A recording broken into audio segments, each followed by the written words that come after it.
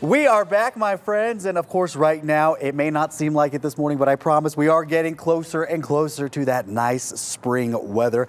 And that means that people are going to pretty soon start preparing their gardens. And to help create a garden that is pollinator friendly, we have Ashley White from the Butterfly Pavilion joining us this morning. Ashley, good morning. Good morning. And we got some friends along with us as well. We do. Of course, these are the stars of the show this morning. Yes. Talk to us a little bit about the importance of bees in our ecosystem.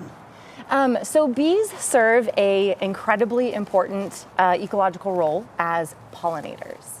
You can see our European honeybees here have a bunch of fur. They have a bunch of features on their bodies that allow them to collect pollen on any plant that they visit. And so when they're visiting one flower, they're getting pollen there, and then they're moving that pollen to another flower. And this facilitates reproduction of that plant. So we end up with all of our little plant babies. And Yeah. It's very, very valuable. And of course, good for food sources, also just pretty to look at. Yeah, absolutely. So every 1 in 3 bites of food that we take is owed to one of these really wonderful pollinators. I love that there's such a spotlight now on bees. In restaurants you go Yes. to, there's a bee-friendly menu, you know, that kind of goes to different causes. Yes. Of course, that's also why we want to help them out with our own gardens. What makes a garden pollinator friendly, and how can we all get in on that? Yes, so there are a variety of features that make a garden habitat friendly, that make it facilitate the needs of all of our little invertebrate creatures. So things like food, which come in the form of flowers, Right, the yeah. forage that's in there. But also we need to think about things like, where are they overwintering? Where are they raising their young? Where are they getting their water? There's a variety of different features that go into what makes something pollinator friendly. Okay, and y'all have a boot camp going on at the do. Butterfly Pavilion. Tell us a little bit about that. We do. So we formed a series of workshops called our Pollinator Gardening Boot Camp.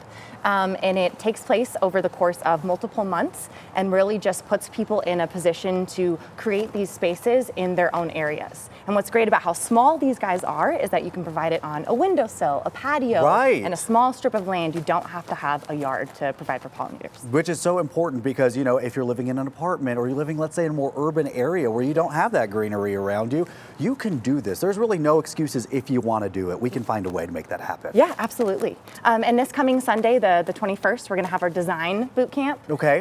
Which is going to be allowing us all to get super creative to provide for pollinators and ourselves. And then the next session we have is going to be a small space gardening boot camp. So Okay. speaking specifically to those smaller areas. And when we're talking small space, we're talking like maybe if you have a little bit of a balcony or something outside. Yes. Okay, perfect. One more time, remind us about the boot camp. When and where can people find that? Sure. So the next session is going to be April 21st.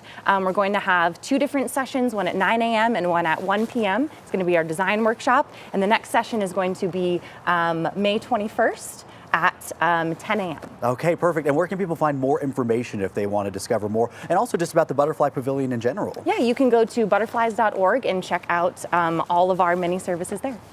I promise, they have a bad rap, right? Of course, but they really are so important to us. Yes, they're incredibly valuable. And one fine point that I want to mention is that honeybees are just the beginning. We have so many different pollinating creatures of varying sizes and shapes and colors. In fact, we have over 1,000 native bee species outside of this honeybee. Okay, Yes. okay, a lot to learn at the Butterfly Pavilion. Yes. Go visit our friends there. Check out their boot camp as well. Ashley, thank you so much for coming in this morning. Thank you so much. Thanks for having me. We appreciate it. All right, let's get